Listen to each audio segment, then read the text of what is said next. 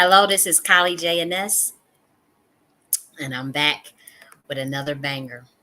And I'm really excited because this is a topic I really want to elucidate on in terms of should you channel and conjure spirits inside you?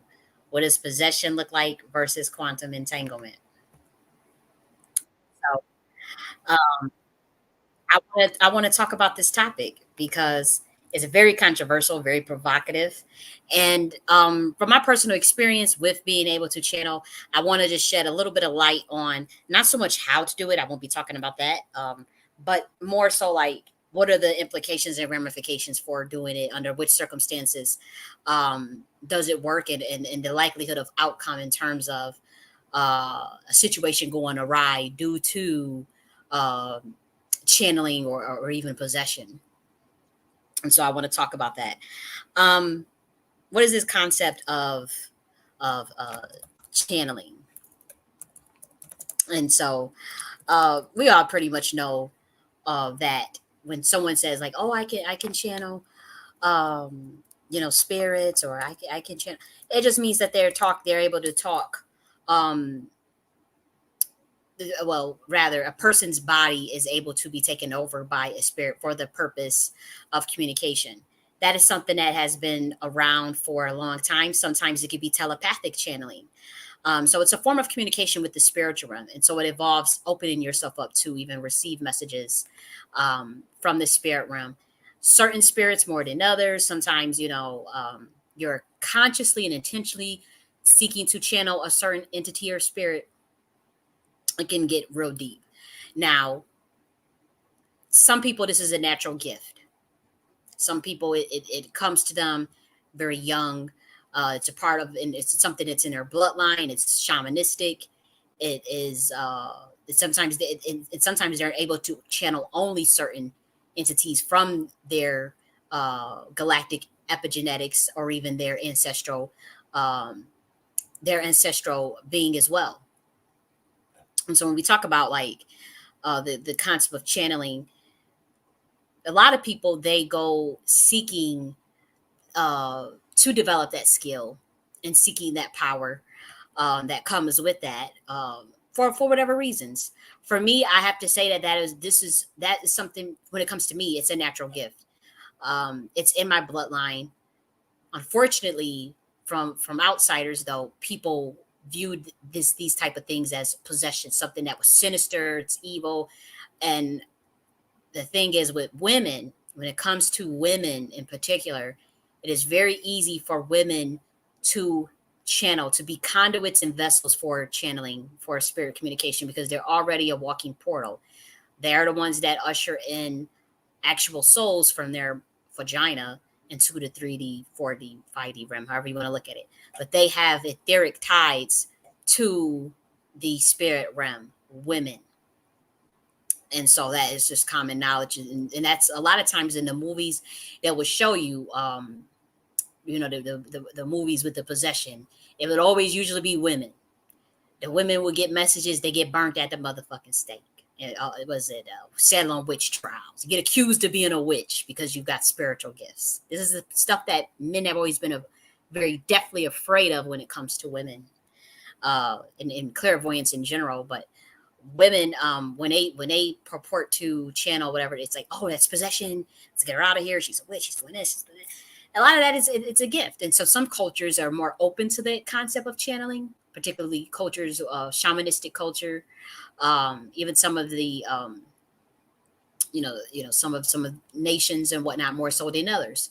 So thank God for that.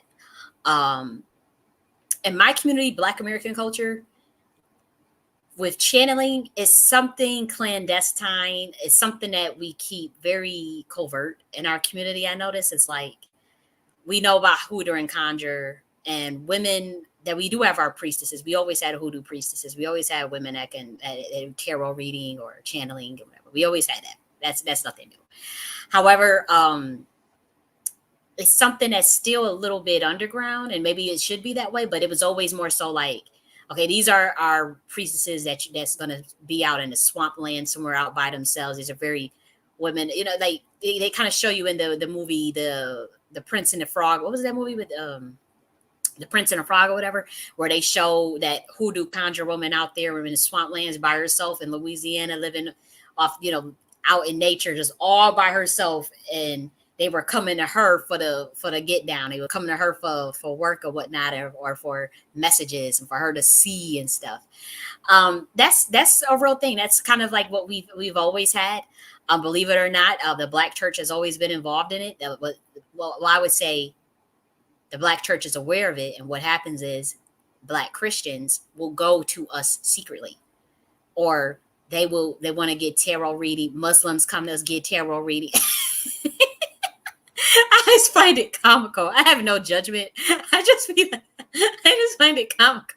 They come to us to get what so and so said, or they want you to do their remote viewing, or God forbid they want to know who. It happens. It happens. It is what it is, right?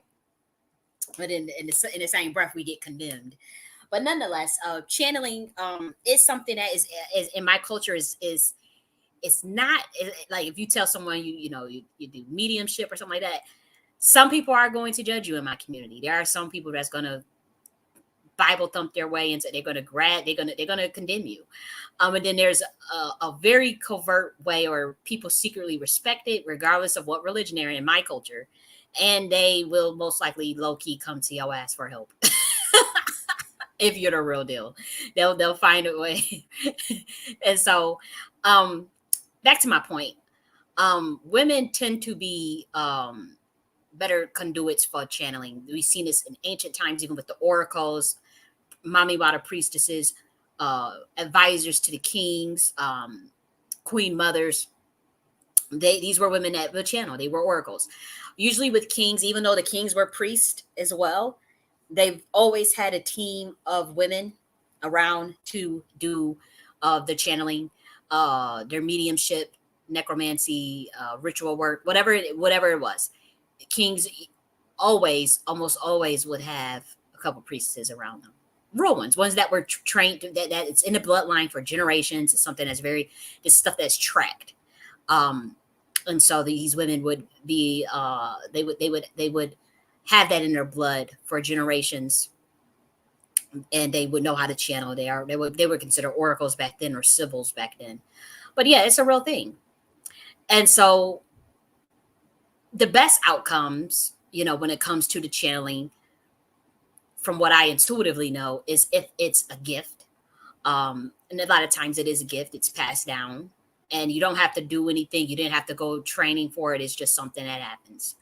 I have some friends that, that they didn't necessarily do channeling, but they had, they could see spirits. They were born with veils over their face. I remember being a kid and I heard a bunch of Black Americans.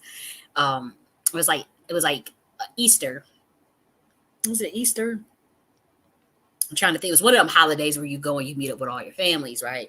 And we were just enjoying like good traditional Black American food: mac and cheese, ham, fried chicken, collard greens, black eyed peas, smoked turkey neck, all that stuff. And even some of the stuff that my generation, we frowned upon. We always frowned upon the chitterlings and the pig feast. We always was like, what the? But it's one of them events where all that was laid out. And I remember them talking about, yo, so and so was born with a veil over their face. So and so was like, oh.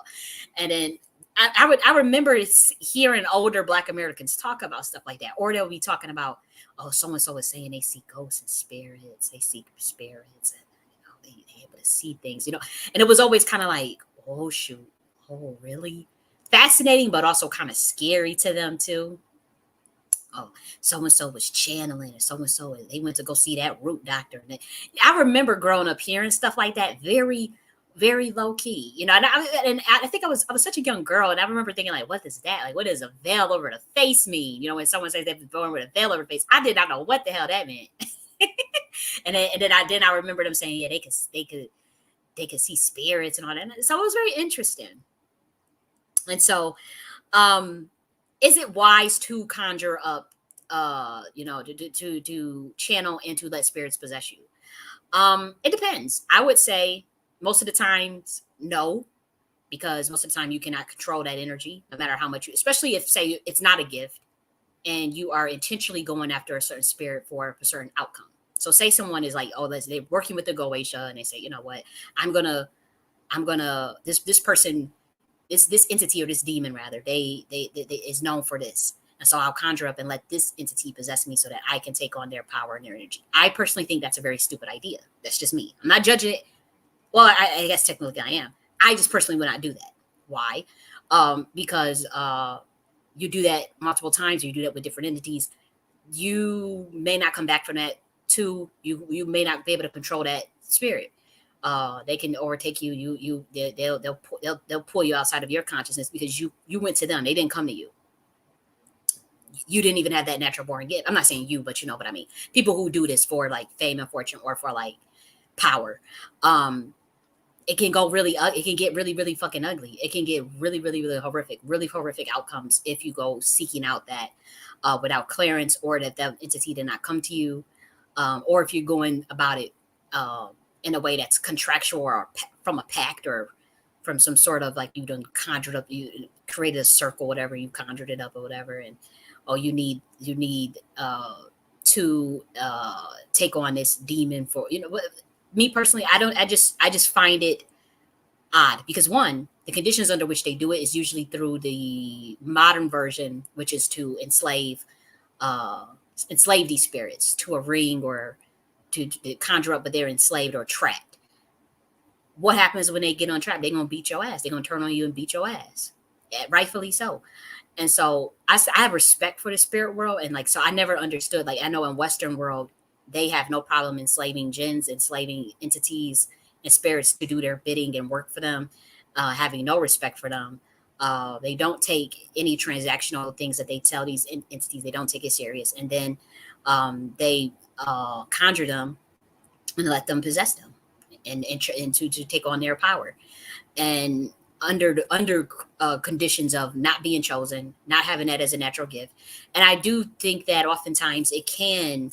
I do think that it can. Oftentimes, it's not going to end well.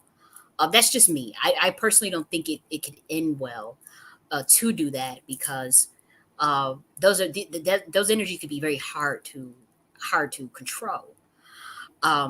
Believe it or not, as much as I talk about quantum entanglement, and people have accused me of being possessed and whatnot, and um, I've never conjured up anything or go and sought something so I can go and take some power, or take an entity in control. I've never done that. Um, they've always come to me, and that's when I realized it was a gift, and it was very specific. I don't just sit up there and go and seek out and, oh, let me go work with it. Oh, this person looks cool, or this entity looks cool, or someone so said, like, you know how everybody was going all on a Oshun train because Beyonce had mentioned, was it Oshun or Yamea? The pink limit, not the pink lemonade, the lemonade album, when she talks about when she had the yellow dress on, everybody wanted to be a Oshun. Everybody was Oshun all of a sudden. And I felt that was very foolish, for people to go on, like, did that entity come to you, like, did like Oshun don't just work with anybody, or just like, I just didn't understand that, and I just was like, oh, okay, whatever. And maybe that was for someone else's calling, but everybody would see something and they'd be like, oh, I'll go and see what that's about, and have no idea what that you don't know what that lady is initiated in, or what steps she has taken to even embody that energy and to take on that entity. And so people do these things, especially it's very well known in Hollywood that people take on entities and have spirits walking with them or get possessed. That's just a known thing. Like, they always talk about their altars. It's a form of monarch mentalism. It's the perverted version of it, but it is monarch mentalism. Um, that I was taught that I teach about in my book that I'm releasing. The original version of Atlantean Freemasonry.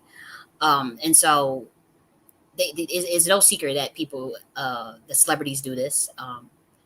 I just personally think that a lot of times it has horrific consequences, not just in the celebrity world, but even just with random people who gets the allure of power, or get the allure of, oh, I'll get these gifts if I work with this entity, and I'll let them take over, and they'll do it for me. That's why you hear, like, some people, they say they perform a song and they don't remember singing it, they don't remember nothing. or that I wrote something, I don't remember it. I wrote, and the lyrics be like immaculate. Like even like with some of my body of work, it's clearly. Some of it is like I've had people be like, "How did you come up with that?" Or who like it is a brilliant body of work.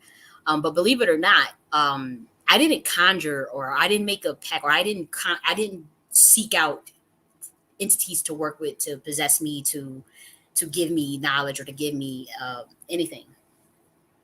Believe it or not, have I done chaos magician type stuff where I wasn't well trained or initiated in certain ceremonial practices? Sure, but I can say I didn't. That was not one of them. And so there's a difference between possession and channeling and quantum entanglement. These are very different things. I look at quantum. I think channeling and quantum entanglement is two different things. I see it as two different things. Absolutely, I see possession and channeling as two different things. Sometimes with possession, you unfortunately can be used. It's very hard, believe it or not. It's actually very, very hard to get possessed. Unless you're like incredibly in a low state of consciousness or unaware. Sometimes people put spirits on you as a kid. Like if you're born into like a SRA family, which is satanic ritual abuse, sometimes that can happen. And so, in my situation, I know that I was born into, I have, it's generational bloodlines of these things in my bloodline, coming from a military priesthood, but also a family a bloodline that dabbled in the occult for aeons going back, and also a very, very specific bloodline. Um, and so this idea of gifts in terms of clairvoyance and channeling and telepathic telekinesis, that stuff runs in my bloodline. I know one family member, and I'm talking about my biological family, by the way. I know one family member, I'm not going to get into their name. Um, I remember we would always go to her to ask her. She never considered herself clairvoyant or anything, but she's clearly an occultic of some, I mean, a occultist of some level. But she always hid it from us. Um, but I remember we was always wondering, like, she used to just know shit, like just know stuff before it would happen, or she would know people's thoughts and be able to say their phrases. It's the same thing I can do. She would be able to know people's thoughts and phrases and channel their energy so well, where she would literally say the exact same words and never know them a day in their life. And we used to test this all the time. No lie, no lie. Um, and I actually can do the same thing. And this is different from the remote viewing. She can actually do remote viewing. Remote viewing is in my bloodline too, as well as teleporting, all types of stuff. Um, I just don't. I just have no desire to remote view. Like, well, I don't want to watch no motherfucker human. Y'all don't interest me that much to go watch some humans scratching their ass and taking this shit or nothing like that. No, I ain't gonna hold you. I don't do remote viewing, remote spying. Or it ain't had nothing. It does not interest me. But I know if I could do it, I could tap into it. Um, but yeah. One of the family members we ask her. It used to get creepy too, because she used to know very specific things about me too. She said, "The Holy Spirit told me this. Holy Spirit said this," and used to be looking like, "Huh?" Or she'll look at it. I would never forget. She would tell me the story of, there was um, a painting of a guy with a cigar, and um, I guess it was like her boyfriend had the painting up in the house, and she said the painting. She was looking at the painting, and she said that the paint. She said the painting. She said the person who gave this to you was a murderer. The person who gave this to you, they are a murderer, and you you traded cigarettes for this painting, and it freaked the guy out so bad, he broke up with her. It freaked him out because he said, for one, the person that did give him the painting was actually in jail for life for being for doing murder, and he did get that painting by trading cigarettes. And it's like, well, how did the fuck did you know that? How did you get that? And she said, because I just, like, he kept asking, like, how did you know that? How did you know that? But it happened so many times with this person. Even with me, even with my life, like, they used to be able to just know stuff. It used to be creepy. And then I started realizing that I can do the same thing. The exact same gift. You can look at stuff and know things, be able to, um, And so that's a little bit different than channeling, but that person I do know can channel. That person has channeled. Unfortunately, they were taken over to the dark side, and they channel some very nefarious entities because, again, this is bloodline, and so we were born in this stuff as above our pay grade, above my pay grade, and it seems to me, and I still don't know how it all goes, but it seems to me like they do the perverted version of monarch in certain aspects of my family because they are part of like some secret societies. I don't talk with nobody in my family, but I'm saying for what I'm getting, somebody somewhere along the line did some very nefarious stuff in my bloodline that I can feel, that I know. And it passed on from generation to generation, and it's a price to pay when you get them kind of gifts. And then you have some aspects of your family ancestry that dabbles into the occult. Regardless of how powerful that bloodline is, there is a segment of my family that I know dabbled into Satanism. And that's why I broke away from it, because I felt it passing down generationally. And so with that person, it seems like they do the bidding of that system. And I'm seeing that as generational with some of the family members. And so not everybody, I'm not trying to, but I know what I saw. I just know what I saw in the spiritual realm and what I saw with my own two damn physical eyes. And I'm like, nah, I'm good. Nah, y'all got that. I'm out. But nonetheless, there's some incredible giftings in my bloodline, and channeling is one. And the women in my family are susceptible to quote unquote possession because of that, because we're so close to the spirit realm. So that's why you have to work.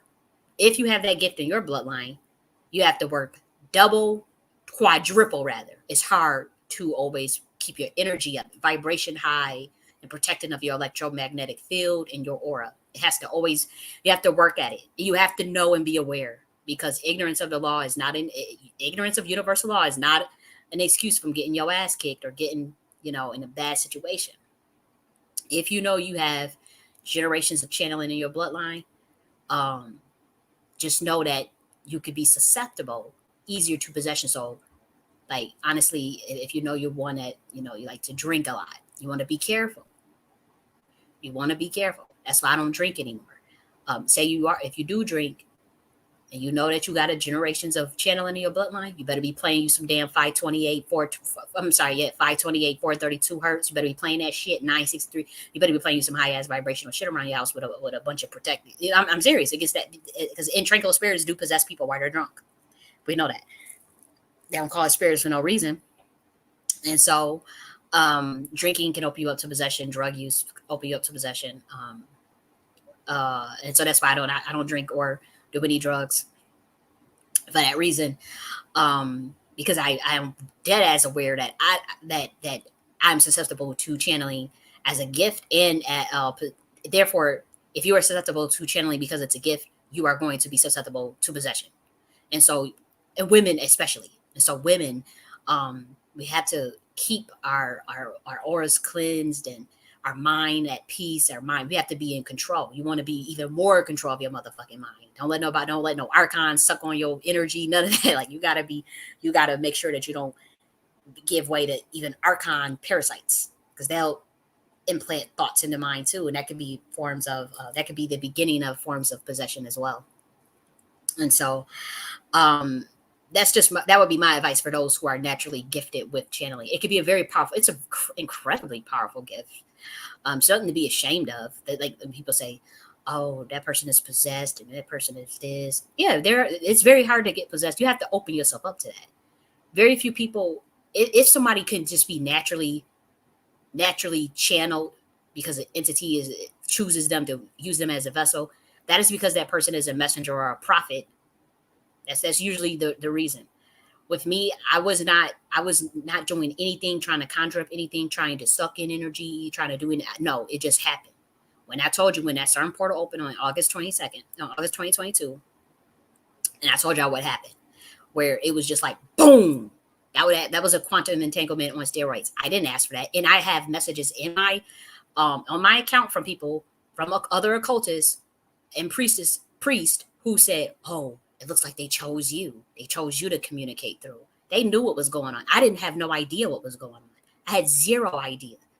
These were astrologists that know the stars, that study all this stuff. They are Kabbalists. They knew everything that was going on that was coming through that portal. I had no idea.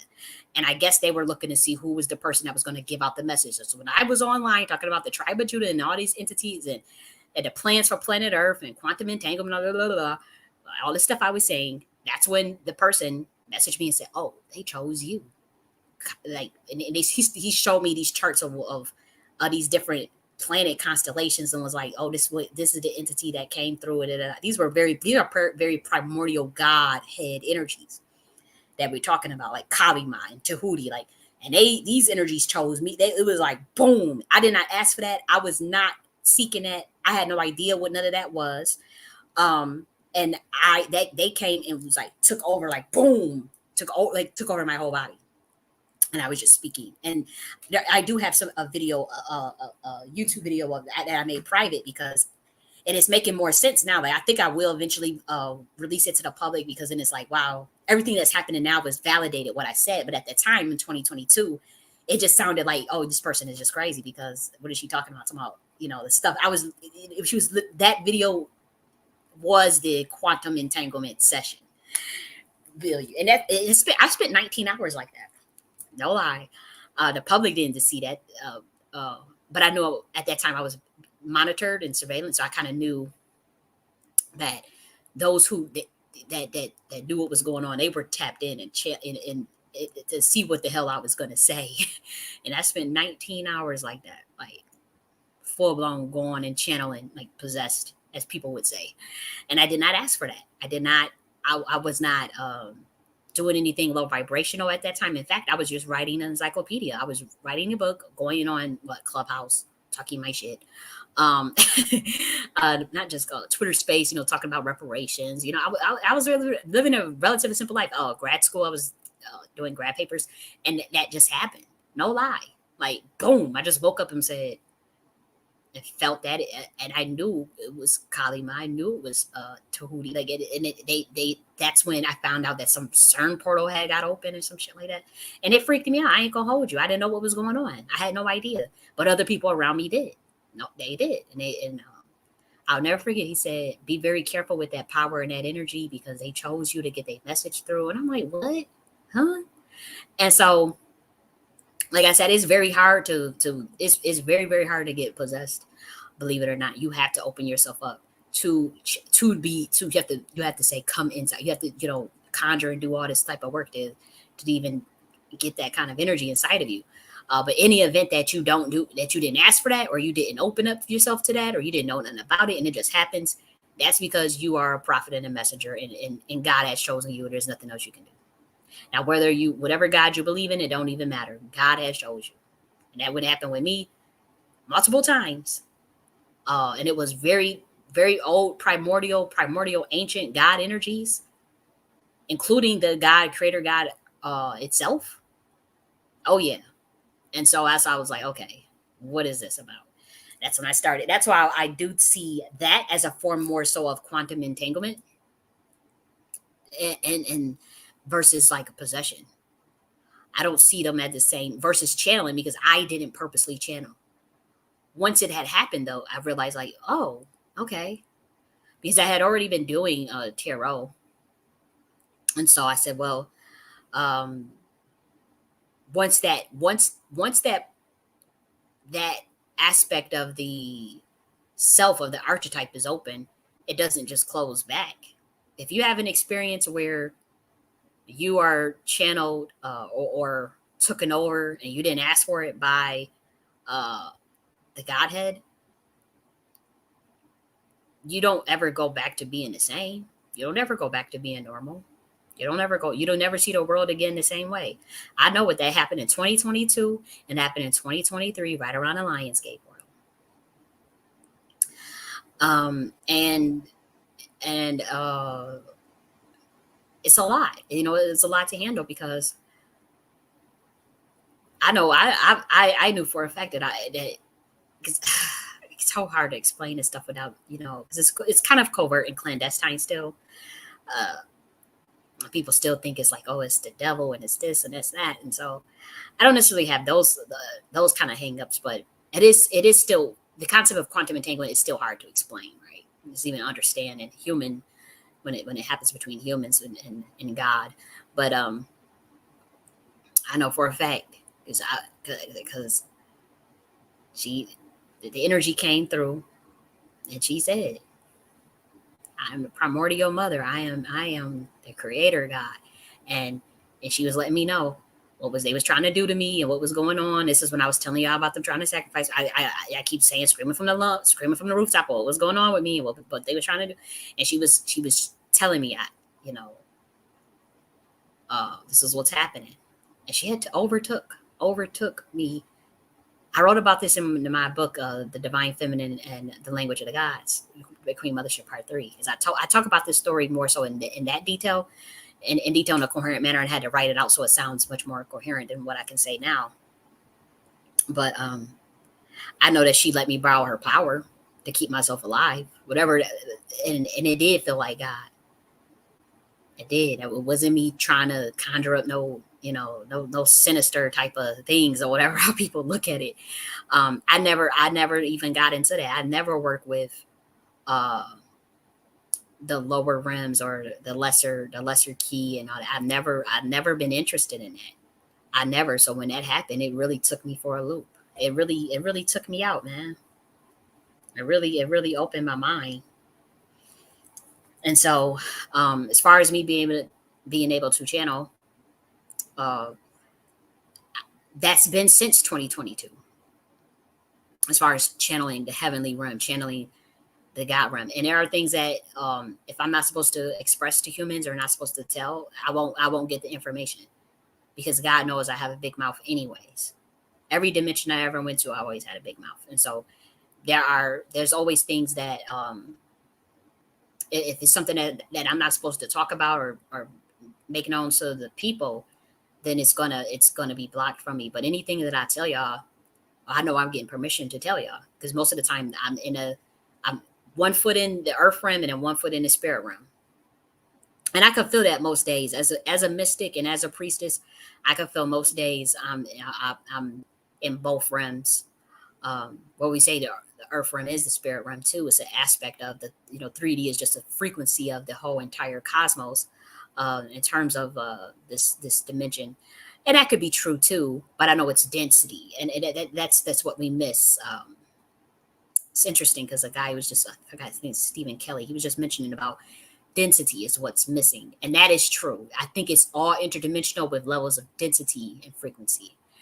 And so this is a much denser plane. And so when we talk about the physical plane with matter, that's what I mean. As far as like the density, I'm in two different densities. One where it's very light and the galactic, and then planet Earth.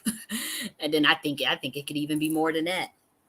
But the dangers of the channeling, um, I would say, if someone is with me, I leave it up to God. Like I'm not about to sit up here and be going trying to go and conjure something up or let some entity take me over. Nah, mm-mm. I personally don't believe in doing that because what if I don't come back, or what if what if what if what if they end up trying to convince you to do some crazy shit? And so um I personally stay away from that aspect of it. But there are people that do that, and there are people that don't come back. There are people that they open themselves up to in a purposeful sense for whatever they gain out of it, and they think they can control an entity. And some of those entities don't give a damn about humans. Some of the entities that you conjure up don't give a fuck about you. They didn't choose you. They didn't ask you to do it. You conjured them. You came to them. They never liked your ass. And so as soon as they suck and suck and suck off your soul energy and find a way to completely take over your consciousness, they're going to do it. And so that's why I don't mess with that either. And so um, that can happen, and it has happened. And so I personally wouldn't I personally wouldn't recommend people to go and mess with that unless it's a gift where it happens naturally. And sometimes if you don't have no choice, like in my case where you just boom, you minding your business and chilling, and then just bam wham with a primordial God energy like that, then it most likely is God speaking through you as a prophet, as a messenger, and they got something they got to say through your ass. And people don't want to listen or whatever, that's their business. But you know, you at that point you got a higher, you've been used as a vessel, you have a higher mission, and there's nothing you can do about it, and you'll know the difference. You will know the difference. Other aspects of it is that you can channel because it's a gift that you've been born with from generations and generations, and um, you uh, you get uh, energies give you information. They come to you. They'll speak through you. You know, and and you know it's something that you can handle because it's probably like maybe one entity or two entities or whatever. Um, that can happen as well.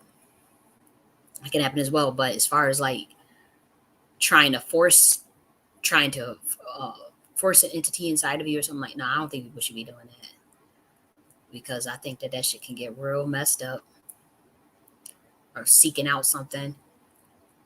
Mm-mm. Now, quantum entanglement, you can interact with your higher self, the octaves of your higher self. A lot of humans don't realize who they are in the spirit realm as far as they oversoul. And so they oversoul, they could be sitting as a human. You think they just this, you think they ain't shit, they this, but they oversoul is a whole octave of a whole living God. And they can also conjure up aspects of the octave of themselves. That can also that's an aspect of quantum entanglement that I believe can happen. That has happened to me as well. And so I know that that can happen. And so that would be my idea, my thoughts on the channeling. They do have the practice. Let me look up the practice real quick. And Voodoo, I think it's called uh, the voodoo ceremony in Haiti, where call it the voodoo head, where someone would ride the head of the person. Trying to make sure I get the name of it right. I'm trying to look it up real quick because that's a form of quantum entanglement. Head and okay, I'm trying to find a. Okay, so they dance. So it's in some of the voodoo rituals of Haiti, they dance and the spirit is taken over by their bodies, and it's said that it's like riding the head. Ozili rode your head, or Ogu rode your head, or something like that. And so they're in the trance and they're possessed. That's a form of quantum entanglement. Um, That's a very again, this is very, very, very powerful because you can get a lot of information from the quantum realm and from the galaxy by doing that. And that's why I think it should be left to people who are naturally gifted in that way, and also priestesses who trained for it, possibly even trained for it with these primordial spiritual systems. But a lot of times people make things into spectacle, and so actually, let me just share this if I can. I think I could share. Let's see, where's that? Right here. And so, voodoo means spirit. So it's one of the more older traditions, and this is where they during the ceremony you have the mambo or the hogan. These are priests or priestesses.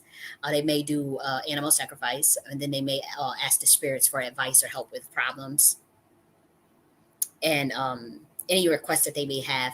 And so they do that by communicating with the Lao for prophecies and advice or warnings while the believer is possessed. This is channeling. And so this is how you get very powerful information about prophecies, um, information about, like, this is how obviously the certain tribes, they found out about the constellations. They found out about scientific information relating to astronomy, astrology, how far away the sun was from the planet, like all of that. They knew about the constellation of Sirius A, Sirius B, Sirius C. This is how they did it. Um, the what's the tribe? Dogon tribe. So they knew this information. They would channel. They would get information from their ancestors, from, like, say, the Great Mother. And for Haiti, the Great Mother is Izili Dantor. That's an octave of Kalima, believe it or not. Izili Dantor is a octave of Kalima. Kalima is a much primordial energies over Izili Dantor, but it's still an octave of it. That was revealed to me, and it's pretty much common knowledge, I think, in esoteric schools of thoughts. To me, it's been revealed. They are different energies, though, but they ride together. They roll together. Just like Oya is an octave of Kalima as well. Um, and so you would, in voodoo, they'll channel their spirit, and um, they get possessed. You know, and you can see here the disembodied spirits are believed to become tired and worn down and rely on humans to feed them in rituals, including sacrifices. It's not the killing that of the animals that matters, the transfer of life energy back to Loa. And so, again, this is something that's been going on for thousands of years. People look at it as what, as black magic. Is it, it can get really, really, and some people do some very sinister stuff. Like some of these and this is Haiti, this is Haitian, but they do got this practice in Benin too. And in some of them Benin practices, I'm pretty sure they were doing some human sacrifices, but not who Haiti voodoo does not do that necessarily. A lot of them are not even, they're moving away from the animal stuff too. As far as they're moving away from a lot of that as well. Some do hybrid rituals, so they have Roman Catholicism and voodoo. Um, okay, and so um, the Haitian people, the Haitian voodoo. This I'm just giving you an example of what, like, a channeling could look like. What it can look like. I'm gonna type in channeling in hoodoo culture, because I don't we don't really have instances too much of this. Because hoodoo is very different than voodoo. But we talk about it, and we do more so conjure and working with earth elements. It's a very earth based spiritualism. Even totems and animism, like, we'll get into that. But as far as, like, hoodoo, I don't think that we actually channel. But there are people that can do it. I mean, they certainly can do it. Certainly. And so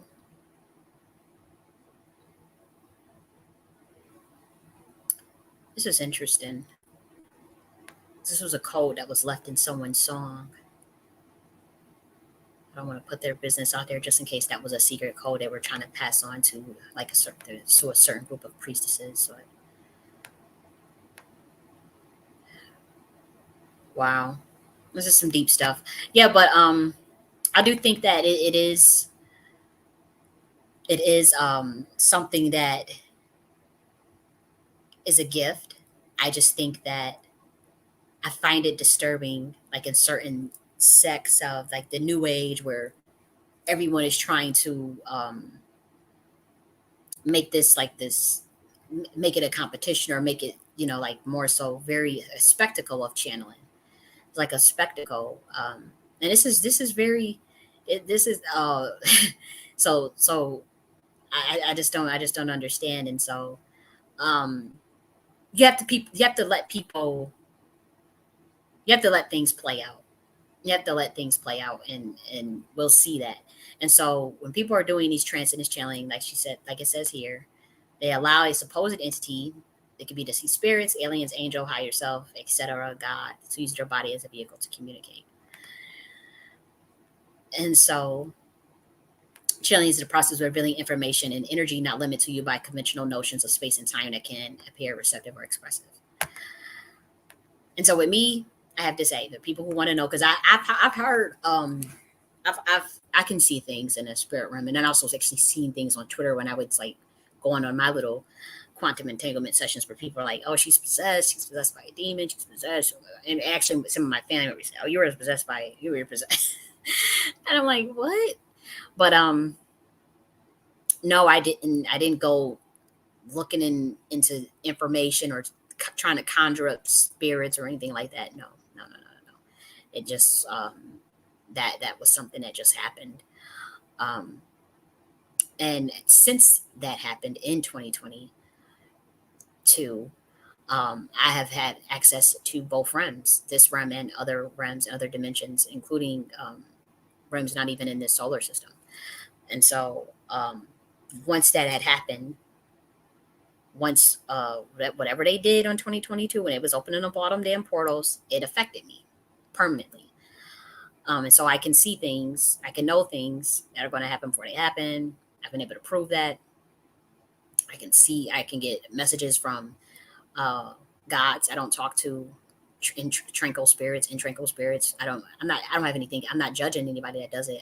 I just, I don't. It just doesn't interest me. Um, when they want to give me information, if they want to give me information, be it of various very powerful entities, I go and relay the message.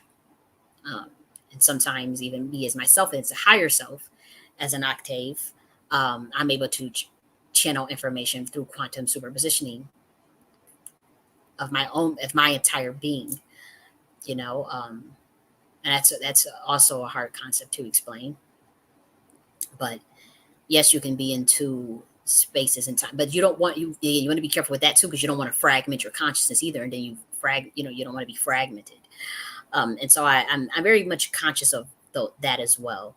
Um, and so it's channeling and psychic and medium is also the same thing. I personally don't look at it as the same thing. Being psychic, being clairvoyant, and trance channeling to me are very much two different things. I was clairvoyant before I was able to do quantum entanglement channeling, it's same with telepathy. Those are all different things, if you ask me.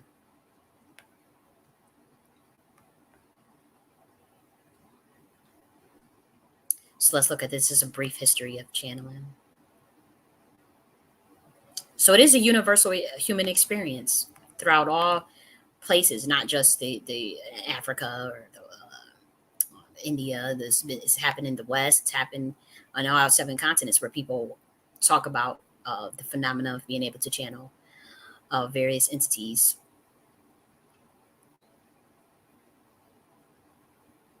And so people say it's psychic channeling a mental health issue. That's what the West will say, but it's not a mental health issue. Channeling is not a mental health issue. And this is dissociative. It can feel dissociative, but when they start bringing back them damn prophecies and they be real and they be playing out in real time on your ass, you ain't gonna be calling it dissociative. You won't be saying it's dissociative no more,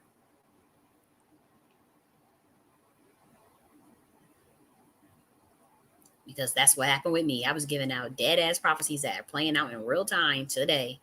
And so that's why I don't take it lightly. I don't think it's a joke at all. I think this shit is very real. It's to channel information real. A lot of times it is. Again, a lot of the Western way they look at it with you see how this thing right here, uh, 4,000 case histories, 2,000 questionnaires, 1,500 interviews, all this bullshit. No, just look at how some of these primitive, quote unquote, primitive tribes come up with their information. Study what the shamans of the Mayan empire, the shamans of the Native American culture, American Indian culture, Black American culture, the Africans, the shamans of this is study. I mean, come on, it's all in front of you. Yeah, channeling is real. Yeah, you're gonna get real ass information. How else do you think our ancient ones got the information that they damn know? How do you think they got the information that we know today? This shit is real. They will give your ass real motherfucking information. So they talk about here are the 6 possible sources of channeled information. This is interesting. The unconscious mind. This is now unconscious mind. Mm, I'll say the unconscious collective. Something about this didn't resonate with me. The unconscious mind. How is it unconscious? Channeling may give people permission to allow their latent talent to rise to the surface and be expressed. In cases where ordinary people develop extraordinary abilities, sudden savant syndrome.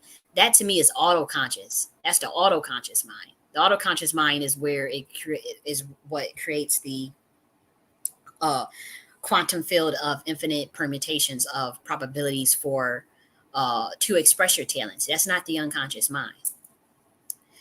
The next one it says is our transpersonal self. Transpersonal self includes the intuitive, creative, higher aspects of the self. These are aspects of consciousness that go beyond the parts of us that identify as I. This could be the octave, yeah, the higher self. I believe that. Psi, for example, in the case of a medium may not actually be channeling a discarnate entity. They may be telepathically retrieving information from the loved one who sought out the medium, typically called a sitter. See, with me, I can telepathically retrieve information from living people. Because I don't channel the dead. Like when I be doing my tarot readings, I don't be channeling the dead.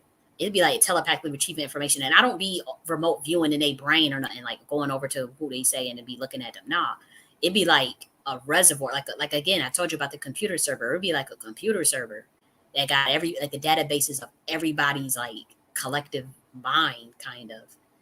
It's hard to express, and I can see it's like open a cabinet file and be able to pull up somebody's file and then see, okay, this is what they think and this is what they're doing, and then put the file back and close it and lock it.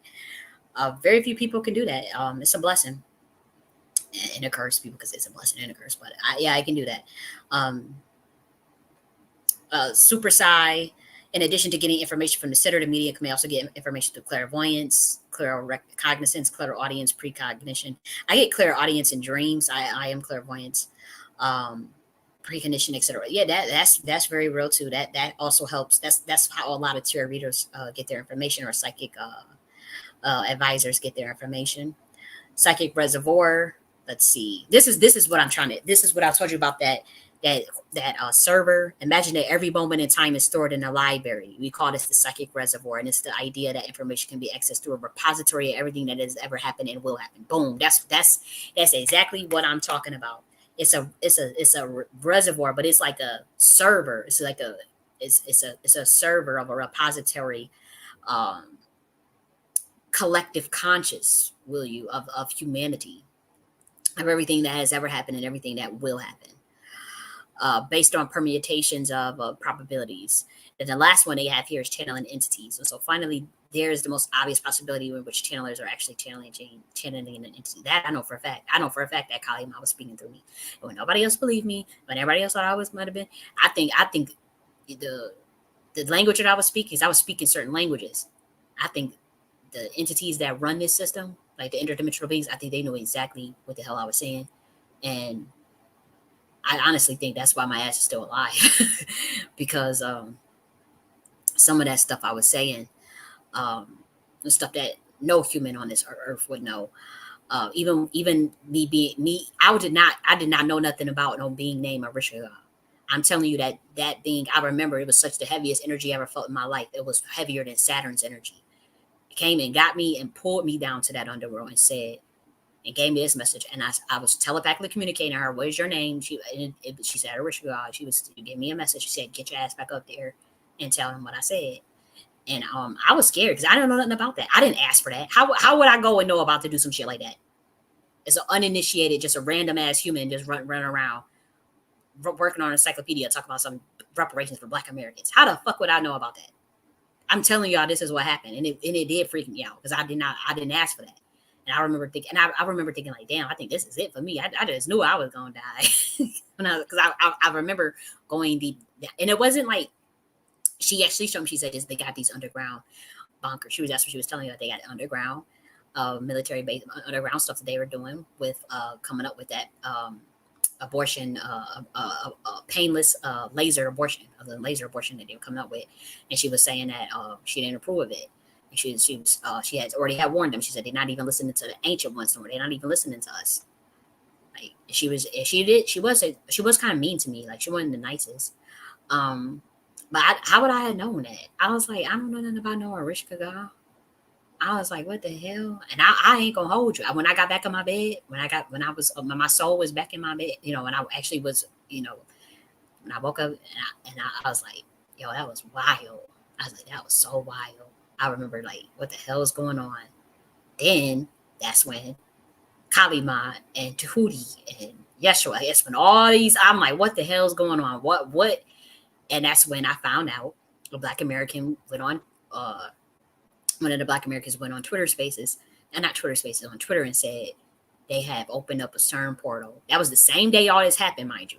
She said they had opened, and I didn't know nothing about no damn CERN. And so that's when she said they had opened up this portal and had released. She said I'm just letting y'all know they released all these entities. And the thing is, they thought they were opening up a specific portal, but that portal opened up so many other portals. You just don't open up no one damn portal. That's not how it works. And so you messing with God particles and particle machines and antimatter and dark matter, and you thinking you don't even have an understanding of any of that ancient technology. You don't understand it properly, and you're using it for nefarious purposes. So those entities don't even approve of the reasons that you're fucking using it for. And so yeah, it got real. Shit got real. That's why this planet is never going to be the same after that. That's why they shut the CERN portal down, and it's never going to ever be the same. This planet, and that's for the better, because that was the straw that broke the camel's back in terms of God's return here. In terms of like, okay, this is y'all getting out of hand. Y'all just getting out of fucking hand. Y'all just doing too much. Y'all messing around with stuff y'all don't even understand. That you're not prepared for. That it's like, shut it down. Shut this shit down. And so now you see the reckoning. People coming forward, exposing stuff, talking about whole systems being shut down. It's going to get real. Now humans have a choice. Either you're going to ascend into higher consciousness and create a world of Christ consciousness, or what are you going to do? Or are you going to retreat and fold and be a slave and sell your soul? What are you going to do? And so after that happened, I know for a fact that I didn't ask for that stuff. Yeah, I'm not saying I'm totally innocent, like I wasn't reading stuff or looking at, I wasn't reading a book or two, or, but as far as like going and conjuring up something, nah.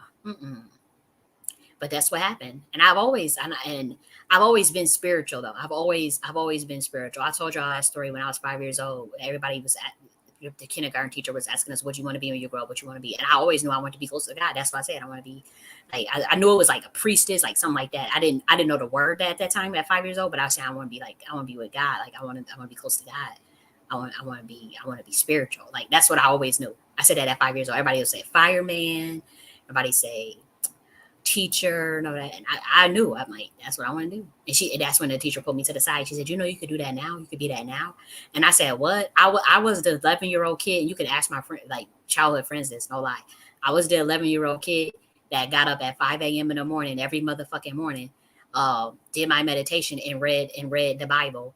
Not even on no super religious fundamentalist stuff, like straight up meditating and reading for insight, reading for deeper insight, not on some so I can go and Bible thump and hit somebody over the motherfucking head with it. Nah, that wasn't the type of time I was on. I was 11 years old doing this shit, 12, 13, 14. You could ask my friends. Like I was getting up at 5 a.m. in the morning every day, do my meditations, wash my ass and stuff, and do my meditations and get that book and be reading, just reading the codes. I was looking for, I knew it was like some type of key. As a young kid, I knew that. So I was looking for some of the keys in there. I was looking for like the philosophy, like trying to really understand, like beyond all of that. Cause the fundamentalist stuff. Then I was go to bed at 8:30 a.m. I'm sorry, 8:30 p.m. I go to bed at 8:30 p.m. But while I was in that bed at 8:30, from 8:30 to 9 p.m., no lie, I used to meditate while I was in the bed. Like I remember like doing all types of affirmations every single day as a kid. We're talking about 11, 12, 13, 14. This is what I did. So I was always a spiritual person. Always. Then I used to always go to libraries because when I was in foster care and when I was in as well, I got adopted. I told you I used to get visitations from my real parents, and my biological dad. He never took us to like he used to come get visitations for us. Guess where our asses would go? To the library. We never went anywhere else because the library was free. Um, I don't remember even going to no motherfucking movies. Like we went maybe a couple, like maybe we played an arcade game at the movies for a little bit, but like we didn't go. We were going to the library, and you may get lucky and go to Gino and Joe's in Buffalo, New York, in the main place mall and get a slice of motherfucking pizza. Like that would that they might get that was our visitation, like the library. You go into the motherfucking library, and we knew that. Like most of the time, every Saturday when my dad would come get us, we knew we was going to the library, and it was free. And guess what? We wouldn't even go into the kids section. You know how you get to go to the kids section and read Arthur and Doug and about the go look at. They used to have sections in a Buffalo library where you could at least go sit with the other kids and watch the damn Rugrats while your parent is doing whatever they need to do on the computer or on the library. Nah, we was at the adult section in the philosophy section when I was 5 and 6 and 7 years old. No lie, in the philosophy section. And guess what I was doing? Reading. I was looking at books on Buddhism, books on all types of shit. I was looking at obviously Black American books about Black history, all types of shit. That's what we was done. And then my foster mother, I told you I called her granny. At the time, she had bought, and I know this is a truth. I know that people in my adopted family can confirm it. She bought an encyclopedia set for her youngest son, whose name is Sean.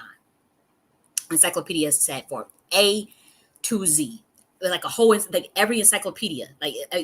She bought this set for him, and he had moved out because he was grown. He was like he was grown, like 27 years old or whatever. And so when we went to her, that encyclopedia set was still available. And no lie, I read that encyclopedia set at 8 years old, at 9 years old. I was reading that encyclopedia set. I will never forget. I remember looking up stimulus in response at 8 years old and reading it. I didn't know. I was like, what the hell? I still just read that stuff. Now she did hide the medical books because every time I used to read a medical book when I was like 8 years old or 7 years old, I used to develop the ailments of the medical stuff I was reading. So she did. I was a hypochondriac, so she took that shit. She said, "You're not reading." She hid the medical books, because she was I want to say like she worked in nursing. I just can't remember because I told you she died in 2003, and so I can't remember she was like LPN or nurse or something, but I just know she did something with health in the health field, and she used to have like these nursing grade medical book that had named every element in there, and I used to read that as a kid, and then all of a sudden I would develop, and it was a mind thing, kids' minds are very powerful. I used to read it, look at and then next thing you know, I'm having the symptoms, and it's all in your mind, it's not real. But I'd be like, oh, Granny, I think I got this. Oh, Granny, I think I got diabetes. Oh, Granny, I think and I'm like 8 years old. She's like, what are you reading this shit from? She's just like, where did you get? I said, because they said if you eat this and then your glucose gonna go up. And she's giving me that motherfucking book. You ain't reading this shit no more. But that encyclopedias, I went to town on those. That was very fascinating to me as a kid. And so I say this to say, I've always been deeply into spiritualism and scholarship. Is nothing new. I've been this way since I was a kid. I was a young kid. But my dad used to take us to that library. We was reading philosophy books. We was reading stuff about. Was it in Matthew Henry commentary book and all this stuff. But yeah, as a kid, that was my thing. I was always into spirituality. When I became a teenager, I want to say like 13, 14, when I wasn't at Delaware Park, I used to walk on Elmwood. Everybody know Elmwood Strip in Buffalo, New York. I used to go on Elmwood. And no lie, I used to go into the spiritual shops, with the crystal shops. I ain't gonna hold you, they had all types of different shops on Elmwood at this time. And I used to go in that plant shops, ritual, I just say ritual shops. They had that botanicas, and I used to go in them botanicas and be looking around and whatnot. And they used to. It seemed like they knew who I was. Like I don't know. Like sometimes I feel like people had always knew. Some people just knew more than I knew. But they was looking like, how did you find yourself in here? And I remember I went to the Rose Quartz. I was like 13 years old. 12 actually. I was 12 years old, and I went to the Rose Quartz section. And I remember asking her, I said, what's this? Because I ain't know nothing about that. I said, what's this? And she said, it's rose quartz. And I said, oh, what's that? I was just so curious. Then also, I remember seeing, I ain't gonna hold you. I was 9 years old. I saw them tarot cards. I want them cards so bad. I said, I wanted them cards. I saw it and I said, please give me these cards. I had begged for them cards. And my sister at the time, she's like, nope, we ain't getting that. She pick something else. I said, I want those cards. I just knew. I said, I don't know what's in them tarot cards, but I know they for me. And she's like, no, I'm not getting that for you. We ain't doing that. But I said, I gotta have those cards. I wanted those cards. The only thing I intuitively knew not to ever go near as a young ass kid was a Ouija board. That I just knew. And I had a friend. Her name was, I don't even want to be giving out people. These are people that still living. But I had a friend who grandmother had used to. She was a priestess, a witch, and she had one of those. She said, "You want to play with this?" We was kids. I went over her house. We was young ass kids. I said, "Hell no."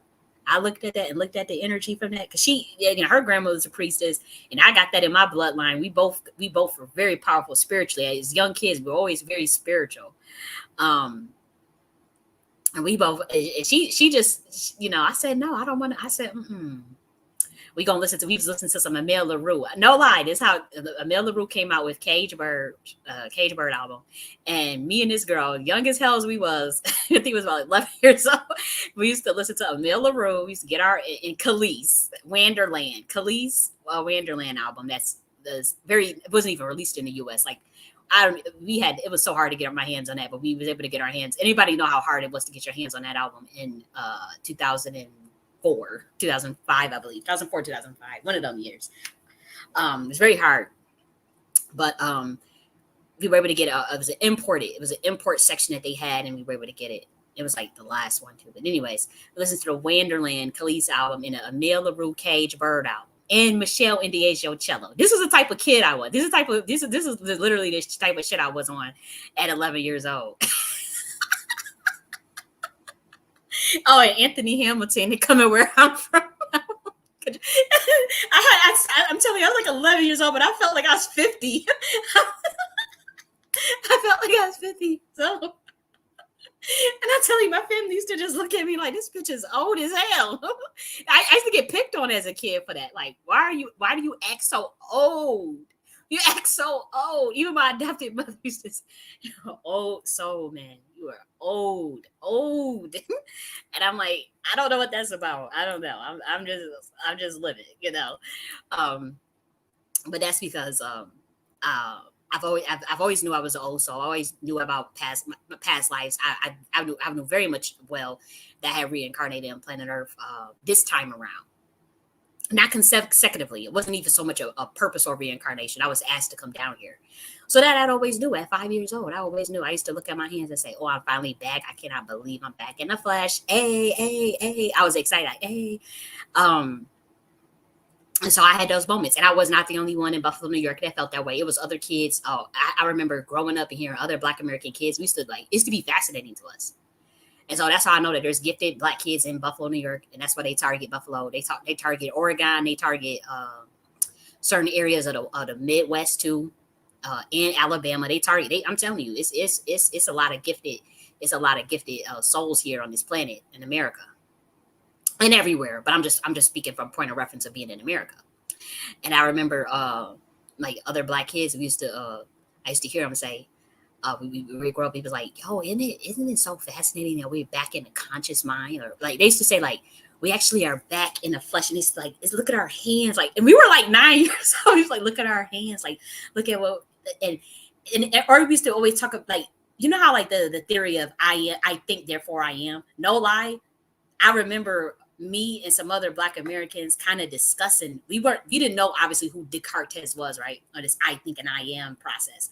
But I remember at 9 years old, we was discussing a variation of that topic, clear as day. Like, we're thinking, we're being, we're like having, like, you would think we smoke a spliff the way the conversations we used to have. And I used to be dead ass serious. And I remember, like, a lot of that was feedback off of, certain auras, right? Because, some of my friends would be like, "You're just too deep. Let's just chill. Let's just play with our toys. Let's just." You're always thinking so deep. I always got that growing up, and I still get that. Like I'm 32 years old, and I still get that. That's why. That's if I wasn't on YouTube talking my shit, I'm either gonna write a book, or if I'm talking to someone, they gonna be like, "Let's just watch a movie." Like I literally, my family members used to tell me, "You're wrecking my brain. You thinking too much. You wrecking my brain." Or my brain feel like people used to tell me, "You're making my brain feel like it's about to collapse because of how hard you're thinking. Like this topic, I don't even know. I can't even deal with this topic. Like what are you talking about? Some quantum entanglement, all this shit, and the shit you talking about. Like I don't know nothing about that. I just want to chill. Let's just watch a movie. Let's get some damn buffalo chicken wings and some damn pizza. Shut the fuck up." Matter of fact, let's just drink. That's how my family be looking at me like. So this is where it's at.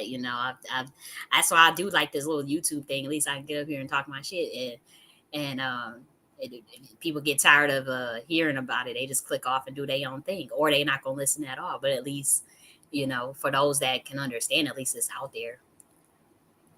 Yeah, but this channeling thing, it is a real damn thing. And again, be careful. If this is your gift naturally, keep your vibrations high at all times, and don't do no drinking. Try to stay away from drinking and drugs, because you will be more susceptible to possession if this is in your bloodline. If you have a bloodline of possession, I'm sorry, a bloodline of channeling, be careful. You got to keep their vibrations high. Spiritual cleansing baths, put some red brick dust around your shit. Keep it locked and loaded. Keep it locked. Keep your frequency high. um if you are one that want to venture, you don't have a history of this in your bloodline, but you just think it's so cool, you want to grab a Goetia text to see if you can conjure up a demon inside of you and all that stuff, so you can take their power on. Be very fucking careful, because that can end very horrifically. Um, try to let the energies come to you. Let them pick you. Um, get some training, and be respectful. If some of these entities require offering, you know, if you say you're gonna do something, fucking do it.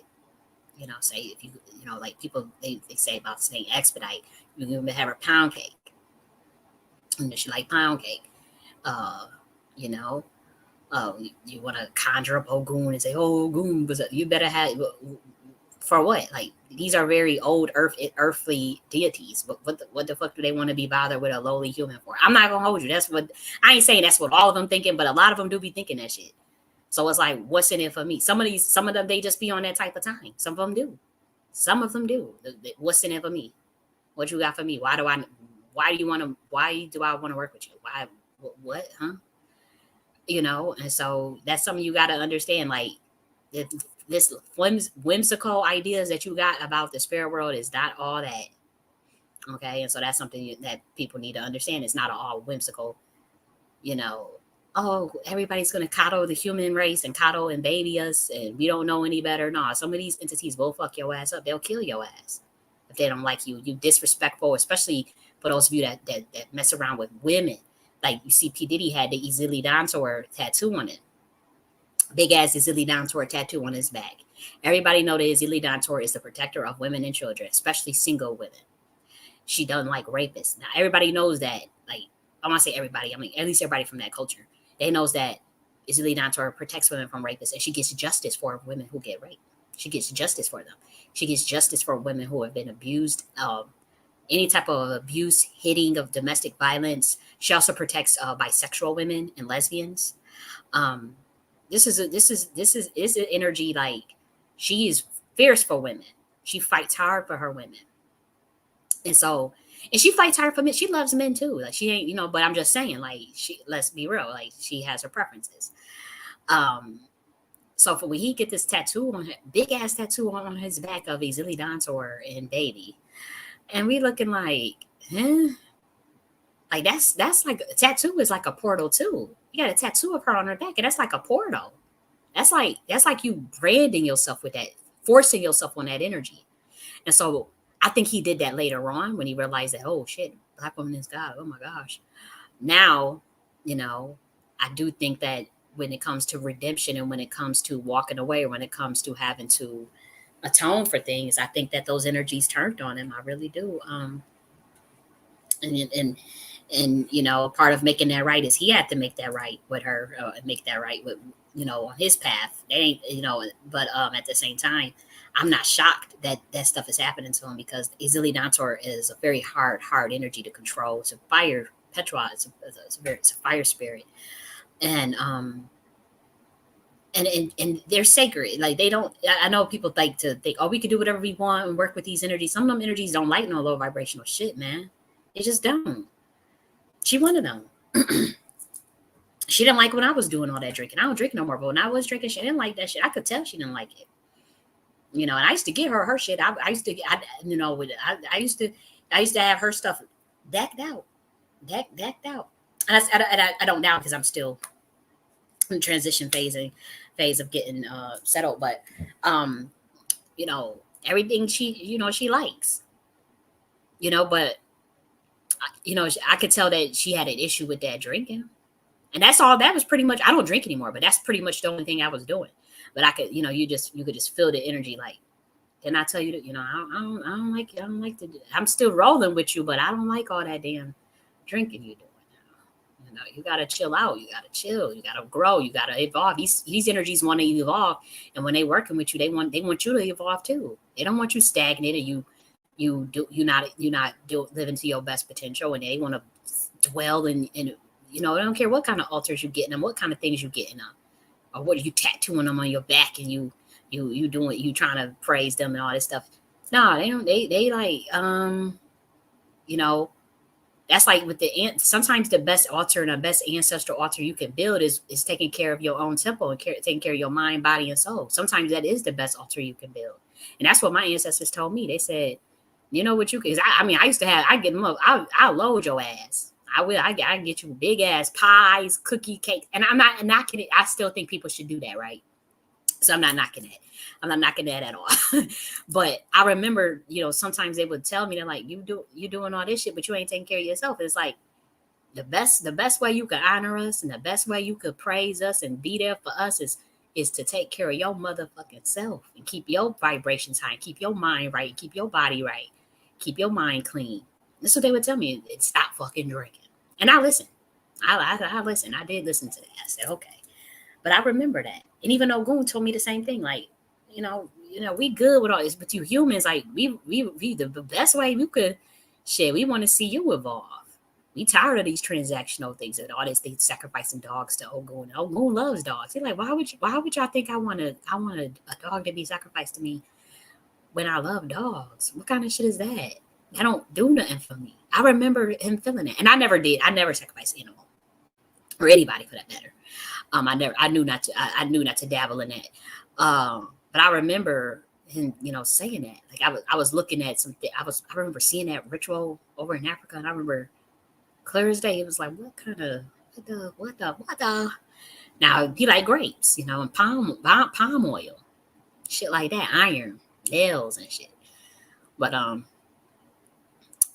you know, it's interesting. It's just kind of like, you know, I just know from what I'm getting from the spirit realm is everything want to evolve. Everything want to evolve. And like, the only thing that's preventing that is these sinister, this as the low brow of humanity. It's not every human, but it's like that's dealing with those that's dealing with these energies. They're not ready to put in the work to evolve on themselves, because they're so busy worrying about other things and worrying about um using the transactional energy for a specific outcome for a material thing, or things for the earth, things of not even the earth, but things like material stuff. And I'm just really getting at these energies are like eye roll. I'm getting a lot of eye rolls from some of these entities, and trust me. I've gotten eye rolls in 2021 and 2020. I remember getting eye rolls like, oh, here we go. But also they'll take the time to teach me some things too, like that. I remember, like, okay, this is actually how you're going to evolve yourself. This is how you're going to take yourself to the next level. This will work with you, you know. But this transactional, and I remember another thing, like, okay, these transactional energies between humans and deities. What about developing actual friendships, like actual relations? Like everything is like you're scared, or you got to get all these offerings, all these offerings. And I remember they saying, we like to learn from y'all too. Like we used to learn from y'all. We not even learning from y'all. Y'all either too scared of us, or you don't got nothing to learn, that you don't got nothing that we can learn. You don't got nothing that we fucking know. And they told me that in 2021. Like y'all behind. And that's when I started pushing it. I said, okay. And I said, well, let me work on let me tap into my higher self, into my God consciousness. And because I said, well, if you want to learn from me, they say, yeah, we ready to learn some shit too. You got ancient DNA. And I said, okay, let's see what I know. And so, believe it or not, it's not as transactional as we like to make it. It should be symbiotic, and we shouldn't be codependent. You shouldn't be codependent. And that's another age that we're going in. That's another thing that they are trying to teach us. That we don't need you to be so fucking codependent on spirits and entities. Go within. The kingdom of God is within. The kingdom of God is at hand. Awake. This is what Yeshua was trying to teach, and everybody trying to crucify the man and beat his ass and all this stuff, when he was teaching some real powerful stuff. More power. I mean, it was some very, it's stuff still flying over people's heads, clearly. Or sometimes it was just hidden. I ain't gonna hold you. Sometimes it was just, a lot of his teachings are hidden. But I know for a fact he was speaking some real high level shit. And it's like they have an issue. Like, to me, I'm like, I don't. That's why I don't be bothered with either one of that. I carved out my own path. I carved out my own style, my own IPU. I teach the Nocti philosophy. I do my own thing. I got my own chaos intelligence realm and the divine feminine. I do my own shit because I'm like, this is what he was trying to tell us to do, was to create your own IPU. He's giving you the intergalactic mentalism so you can flip the game and start to create your own IPU. And the system does not want you to do that. And that's why they killed his ass 2,000 years ago, because they didn't want you to do that. Greater work shall you do than me if you put in the work. And so, what I'm listening to this stuff, and to me, I'm seeing it in a different code, and I'm noticing with today, with the way that Christianity is, and with the way that even the esoteric school of thought is, whether that be the cult or the Christian, none of it appeals to me in a sense, because I'm like, no religion really appeals to me. I respect the wisdom of the religion, and I believe in God, and I respect a lot of the wisdom in the text that comes out of these religions, for sure. I know I'm like the back of my hand. But like, when I talk about like Yeshua, is not from the point of view that the average person is thinking. It's a very different conception that I have of all of this. And it's hard to explain it, because then people put you in a box. Either they're going to put you in the box with a religious fundamentalist, or they're going to put you in a box with an occultist. And I'm thinking like, no, don't put me in the box with none of that shit, because my conceptions of the path that I chose is a path that I carved out of my own. And that's why the system's algorithms, as far as the Derma Urge, tries to get me out of the paint, because I glitched the matrix way too much for them. In terms of me talking about, there's chaos intelligence realm, and then the entropy and dark matter and resonance and consciousness of bam, and melanin. I'm just gonna hit your ass with the okie doke and formulate my own equations. You telling me this is your algorithm and this is your equation, and I'm telling you that I can reformulate that bitch. And I know that Yeshua taught me these things. And so, and I know that energy, I can't even get into that. I wrote it in the book, and that's it. I talked about it. I can't get it. I don't want to talk about that on YouTube. It's too deep. But for me, people would say, "Oh, I need to stop Jesus." Like, I know one of my teachers that I grew up listening to was literally on YouTube talking about Jesus is not real and Jesus is not coming. And I'm like, to what productive value is that in saying these things? Like, to what end? People who believe that shit, you're not going to convince them otherwise. And people that don't believe it, they wasn't thinking about it to begin with. So who are you talking to? Who is your audience? Because uh, I didn't understand to what productive end. And people have sophisticated views on these things. We understand what Christ consciousness is. We understand the difference between Christ consciousness and the symbolic versions of dying to the ego, dying to the self, and resurrecting, and intergalactic mentalism, and what does it mean to say you and God are one, the Father and I are one. It's like I didn't understand that. And this was somebody that I had been listening to since I was like 20 years old, and I'm just like, what kind of shit is you on? Because I damn sure like, and then sometimes it'd be feeling like people throw subliminal shots because you'd be covering a certain topic and that YouTuber would cover the next topic the next day, and all this stuff and whatnot. But I was just thinking in my head, like, I don't understand what's the point of provoking people when their personal beliefs. If whatever people are gonna believe, they're gonna believe that. I know what I believe. I know what I believe, and people. To me, that's just where I stand. I don't see that the ascended master. Uh, I don't see them belonging to any particular religion. I don't, because I know that all those religions have been corrupted in some sense, or the information has been hidden or botched.